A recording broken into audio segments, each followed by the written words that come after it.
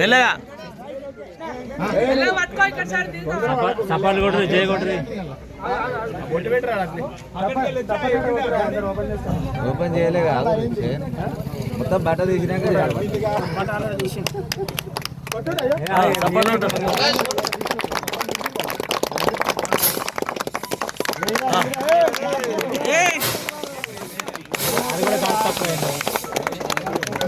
తక్కువ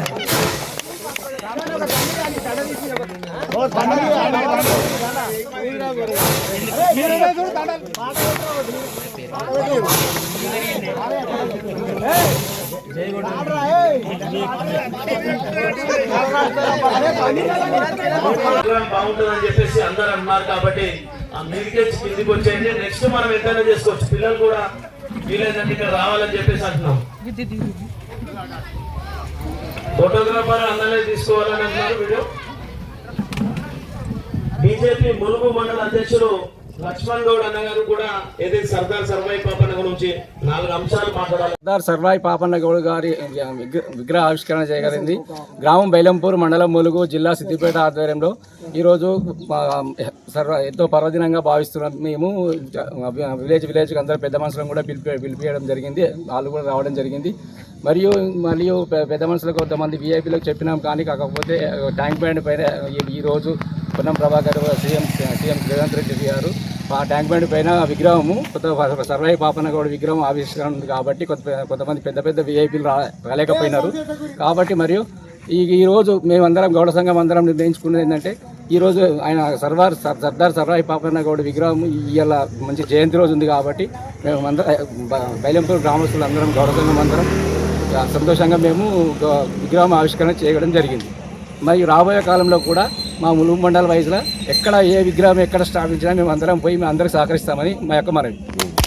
ఈరోజు బైరంపూర్ ఏదైతే ములుగు మండల్కి సంబంధించిన గౌడ సంఘం ఆధ్వర్యంలో సర్దార్ సర్వాయి పాపన్న విగ్రహావిష్కరణ నిర్వహించడం జరిగింది.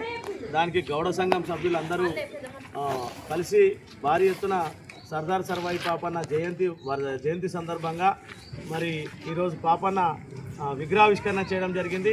ఈరోజు తెలంగాణ ప్రభుత్వం ఏదైతే ట్యాంక్ బండ్ మీద పాపన్న విగ్రహాన్ని ఏర్పాటు చేయడం జరుగుతుంది. అందరు కలిసి ఏదైతే గౌడ సంఘం సభ్యుల కృషితోని ఈరోజు సర్దార్ సర్వాయి పాపన్న విగ్రహావిష్కరణ చేయడం జరిగింది. దానికి గౌడ సంఘం సభ్యులంతా కృతజ్ఞతలు తెలియజేస్తున్నారు.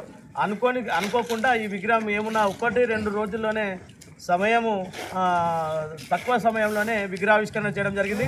మంత్రులు, ఎమ్మెల్యేలు ఇంకా పిలుద్దాం అనుకున్నారు. కానీ ముఖ్య అతిథులను పార్టీలకు అతీతంగా టీఆర్ఎస్, కాంగ్రెస్, బీజేపీ పార్టీలకు అతీతంగా నిర్వహిద్దామని అనుకున్నారు. కానీ అనుకోని సందర్భంలో వీళ్ళు చేసేయడం జరిగింది. అధికారులు ఈరోజు ట్యాంక్ బండ్ మీద విగ్రహావిష్కరణ ఉంది కాబట్టి ఎవ్వరూ అది అందుబాటులో లేకపోవడంతో గౌడ సంఘం సభ్యులే నిర్వహించడం జరిగింది. కాబట్టి సర్దార్ సర్వాయి పాపన్న జయంతి సందర్భంగా విగ్రహావిష్కరణ చేసిన బైలంపూర్ గౌడ సంఘం సభ్యులందరికీ కృతజ్ఞతలు తెలియజేస్తున్నాను. సర్దార్ సర్వాయి పాపన్న గౌడ్కి సర్దార్ సర్వాయి పాపన్న గౌడ్కి అలా అంత దూరంగా తీస్తే వచ్చింది